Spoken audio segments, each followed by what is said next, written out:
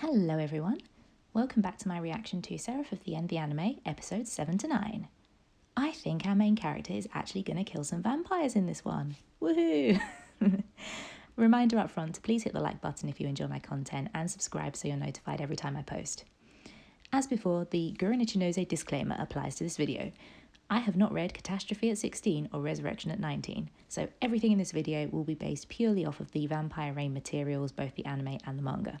So please bear that in mind when Saint Gurren is in the firing line of my verbal bullets. This will be a reaction to the dub version of the anime rather than the sub, and clips will be cut for copyright reasons. Warning also for the 3 S's. As always, there will be shipping, swearing, and spoilers in this video. I also realised after posting my last react that I forgot to actually do a sum up of where we currently are in the story. So let's remind ourselves where we left off. Romeo continues to suffer horribly in the name of love, and we continue to be reminded every episode of his fuck up because, you know, it wasn't burned into our brains on first viewing or anything. Juliet still thinks he's dead and made the very sane decision to sell his soul for a pointy stick to avenge darling Romeo without asking any further questions, like any sane man would do. We met a telephone pole with a serious case of UST towards our main character. The resident cinnamon roll was too much for even the mightiest of demons to handle, much like the cinnamon challenge has destroyed many a contender. And most importantly, the Mika ship found its captain in the exemplary form of Ferid Bathory. And with that, guys, please pull up a chair, make yourself comfortable, pour yourself a good old pot of tea, and let's get going. Are you ever going to tell me why you abandoned your own family? Oh, come on, say it. So let's just go through the trauma list for you, shall we? His parents tried to kill him. Then he gets to the Hyaku orphanage and he witnesses the end of the world. Then the kids that he's, made friends with, become family with, they all get captured by vampires and then killed. And now he's in the Japanese Imperial Demon Army and he's being tortured by nightmares every single night by images of his dead best friend.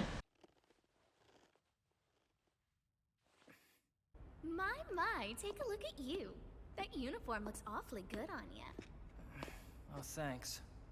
Oh, you's actually blushing here when Shinoa compliments him on his looks.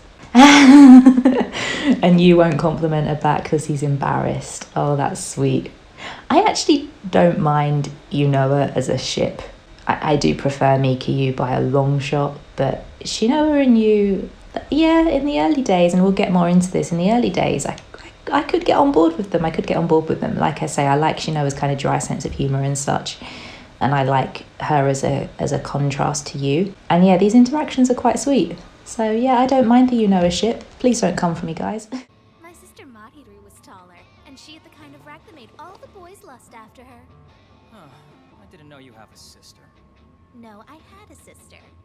And again, like the casualness that Shinoa sort of says that, yeah, I had a sister, like the lack of emotion is really interesting, and you get to know why a little bit later on in the manga. I feel like Shinoa's sarcasm is a replacement for her lack of emotionality. It's a defense mechanism. Ah, Mitsuba and Gurren next to each other. What a pair of pleasing personalities to deal with. I'm sorry, guys, I can't deal with Mitsuba. I know she means well. I'll come on to that in a bit, but the voice, the tsundere-ness, it's just too much for me. It's too much for me. I'm an old lady.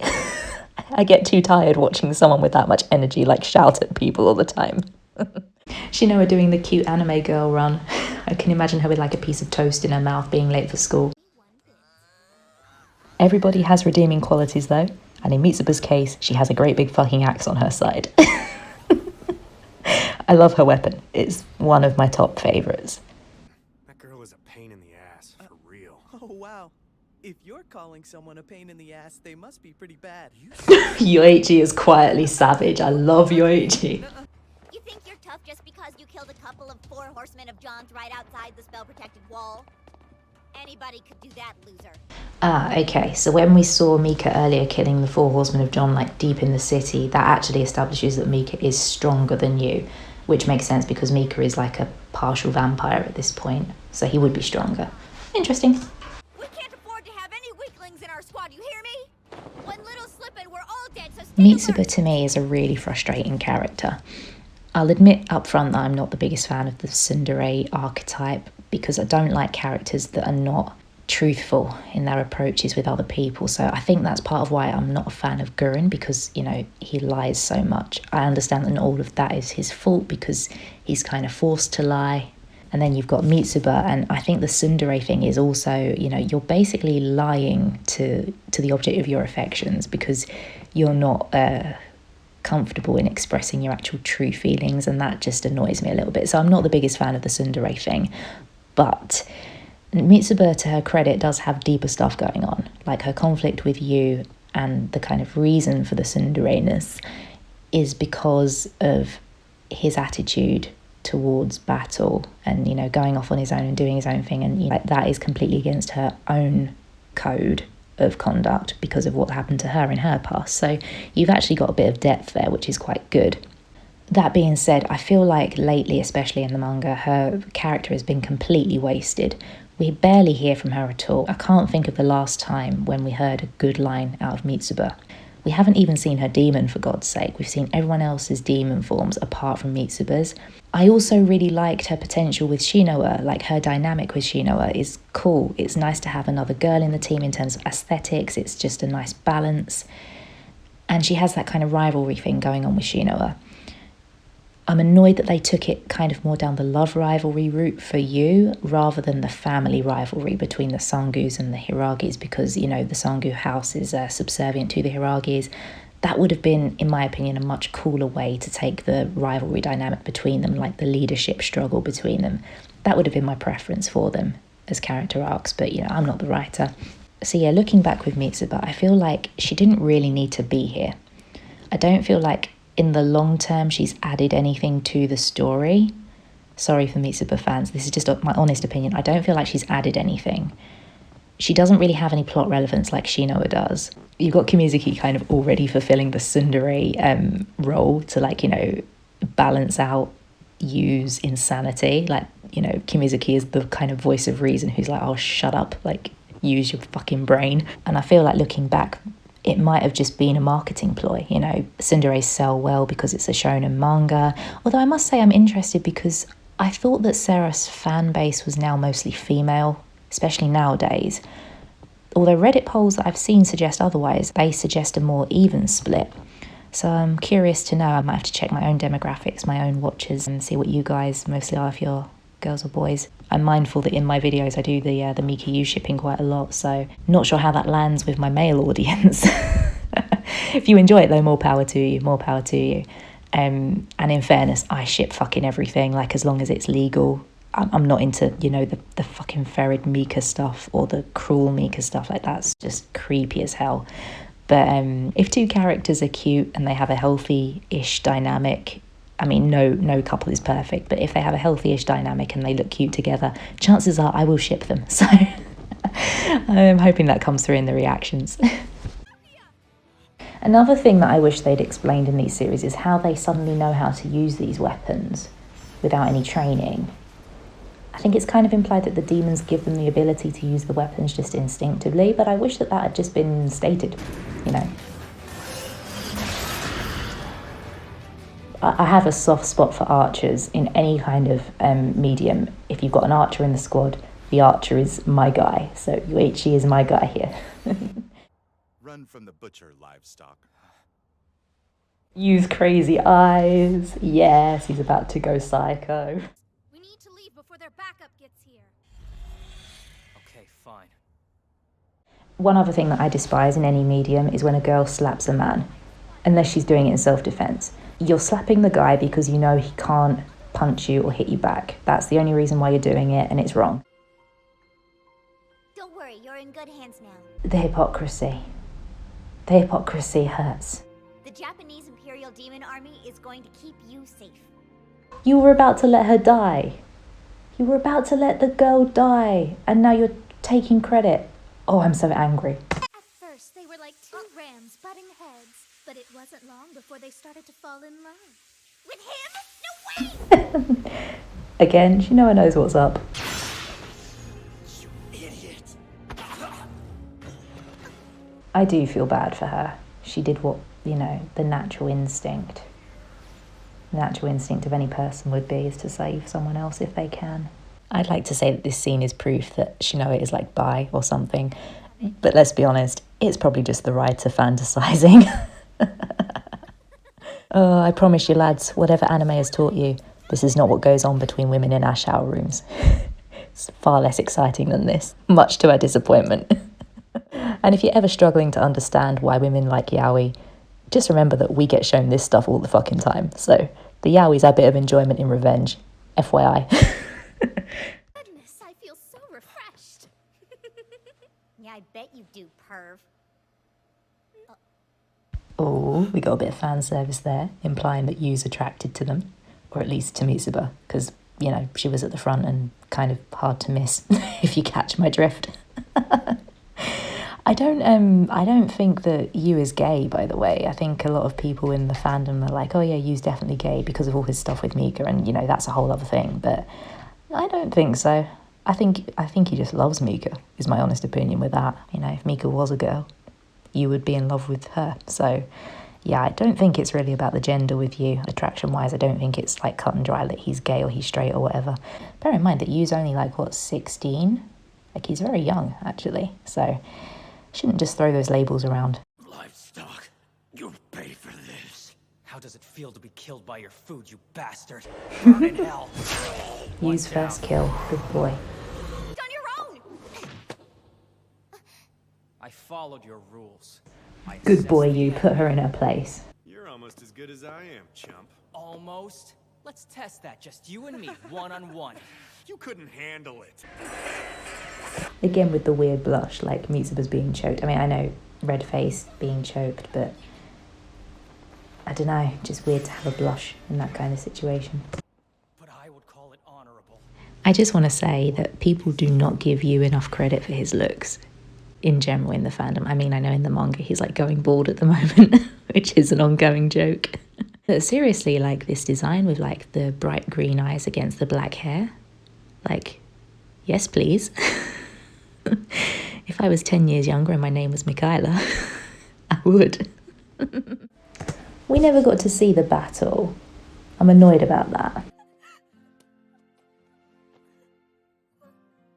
You were trying to protect the people you... It's so nice to see, again, it's a shonen, but to see like not just Michaela but also Yu like interacting with kids in like this very soft, kind way. It's quite rare actually, I think, in the genre.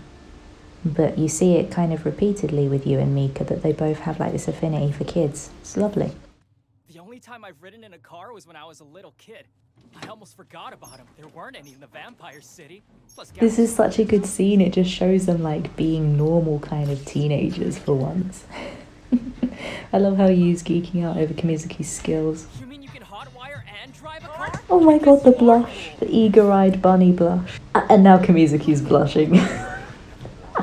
We all know that Kamizuki secretly also has a thing for you. Crap, that wasn't right. Then it must be this way.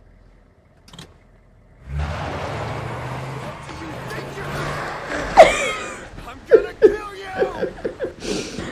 you! Forget the sword, just give Yu a car and let him at the vampires. Hop in. Got this driving thing. You can't even see over the steering wheel! You know why you're way too short. I'm a short girl as well, this would really piss me off too. Crowley. Yes. Yes, bring it on, Crowley. Don't slow down. Hit him. That guy's a noble. My sword. Gain power from my blood. I love Crowley's voice actor, it's so smooth. Oh shit, now we're in trouble, the cavalry's here. So we fight at full power. We let the demons almost completely possess us. When Shinoa says that we need to let the demons completely possess us, I wonder if that scene is different in the manga, because we know that Shinoa has never let Shikama Doji nearly possess her. Her walls are too high, which is probably what hampers her strength, because she doesn't actually tap into the demon strength because she's so scared of it taking over her. What? So long for now, my cute little blood bag. Mitsuba's face in this scene. Oh wow, am I good or what? Lacus and Rene aren't even singed by that. They look perfect as always. My boy Yoichi looking so grown up in that shot. Plus, you made beloved you. We catching it, we catching it. You're going to drink his blood, aren't you, Mika? Go ahead. Again, the parallels between and biting. I.e., you're going to take his innocence, you're going to lose your innocence. You should take advantage of being on the battlefield, since it's forbidden to drink directly from a human back home. Ah, and I just thought again, so you can see all of these soldiers being bitten and drained, and the vampires are using the situation to do that, which is otherwise against vampiric law. It's similar to, you know, humans committing war crimes, i.e., you know, rape and genocide and all that good stuff that happens during wars. Besides, it was you who came and offered me your blood that night. Though, it was so you could steal a gun and map from my mansion. How did that work out for you? All the devious little shit. He's got a point though, guys, he's got a point. You're a vampire yourself now. Finally, we see some emotion from Mika, some actual anger. I love it. How are you going to protect you? He's the last of your family in this whole wide world. That's love. It could be eternal. This comment that Ferid makes about Mika and Yu's love becoming eternal is really interesting, because I think there's a couple of interpretations here. The first one is fairly obvious. It could refer to the fact that Mika can turn Yu into a vampire by biting him, and they can live together and have their happily ever after, all that lovely shipping stuff. The other interpretation could be foreshadowing. It could be foreshadowing for the manga and stuff that's now going on as of chapter 108. Obviously spoilers. So Shikama talks about in 108 that Mika and Yu should not merge any further. He gives them a warning. He says if you do that, the seraphs are going to notice what you're doing, and sure enough, the seraphs descend from the heavens and begin to, you know, fuck shit up, because that's what they do. So that to me implies that Mika and Yu are some kind of weapon that Shikama is looking to use, possibly against the current god of the universe. We've seen that the current god is hinted to be evil. Shikama refers to God as having a twisted personality. We know that the four horsemen of John were created by the seraphs, who are presumably the agents of said god, and the virus also was a punishment for humanity's sins for reviving the dead. Thanks for that, Gurren. We also know that Yu is related to this sun god Aten, which is mentioned by Saito's lot. It's very interesting because Aten is an Egyptian god from the Egyptian mythos, whereas everything in Seraph so far has been relating to the Christian mythos. So it seems that it's the Christian god that rules this world, so to speak. If that is the case, and Yu is like this heathen god sealed away, that would make him forbidden, wouldn't it? It would make him like an abomination in the eyes of God and his agents, his seraphs. And we do have Yu being talked about as neither human, angel, or demon. So maybe he's a heathen god who must be destroyed before he ends up destroying current god and, you know, overthrowing him with the help of Mika. Mika obviously acting as his sword now in demon form. Maybe that's the Sword of Michael reference that we got earlier on in the manga. In that sense, they become two halves of a whole. And speaking of two halves of a whole, there's also another interesting piece from Egyptian mythos, which is the Eye of Horus. So if Yu is this sun god Aten, and we know that he's been formed from this eye thing that keeps creating clones of him back in the day in ancient Greece, if you put eye and Egyptian myths into Google, you end up with this myth of the Eye of Horus. Horus was an Egyptian god, and was the pharaoh was believed to be the incarnation of Horus. So, you know, the ruler of the world is Horus, basically. Horus has two eyes. One of them is the sun and the other is the moon. The sun representing, you know, the holy power of light. So I think that's Yu. And then the moon is the holy power of heaven. Mika. Mika being the son of Shikama, who is a fallen angel and has that same power. So together they combine, they become a divine entity with the power of the existing Christian god plus Yu's additional wild card power, complementary divine abilities basically. And then they undertake this great reset of the world as per Gurren's plan and try to bring back all of the people, all of the sinners that have been executed by the current god, who have been purged. So maybe that's what it is. Maybe the aim is that we bring all the sinners back and that the world is inherited by the sinners instead. At what cost, though? That's the question. At what cost? because I can't see how you and Mika could be human at the end of that process if they have to become literally a god. And maybe that's what the eternal love thing is talking about, you know. They ascend to a higher plane of existence and, well, obviously their love for each other can't be gay anymore then, can it? You know, they love each other, but in a godly sense, it's very pure. It's very pure, and we can sidestep this whole issue of them being romantically involved with each other. Could be that. Could be that. Am I a cynic? I'm probably a cynic. So yeah, that's my current wild theorising. That's all I do. I just ramble about Seraph of the End now in my free time. That's all I fucking do. I just turn the plot round and round in my head and think, how could it go? What avenue could it take? There's way too many options at this point. I'm just waiting for Kagami to come along and just like tear all my theories down. Bring it on, Kagami-san. Bring it on. But seriously, Mika, you really need to drink a human's blood soon. You know what happens to vampires who get too thirsty. Oh my god, the devious bastard. The devious bastard is foreshadowing here that Mika is going to turn into a demon. Oh god, you know what happens to vampires that get too thirsty. I'd hate for that to happen to you. I'd hate for that to happen to you. Oh my goodness. Ferid, you fucking troll. Just drink it. Oh, we're gonna get more Mika torture scenes, aren't we? Of course we are. Drink your fill of my blood. It's the only other way that you'll survive. Oh my god, the desperation. And the strength of will to still refuse it. Like, man, Mika's got a strong will. Become one of you. That's interesting that Cruel, like, reaches out for him, like, almost to comfort him there. That's interesting. I think she genuinely does care about Mika to an extent. And then finally he gives in. That's it. Drink deep. You're mine now, Mika. I hate the Cruel Mika ship. I see that floating around the fandoms. Ew, that's so creepy. Okay, see you at the line. Why the hell does Kamizuki have his arm around Yoichi in that scene? What the fuck? I have a lot of feelings about this scene. Spoilers. In the manga, we all know what Gurren does to Mika. Fuck him up, Mika. Fuck him up. Fuck him up. Fuck him up.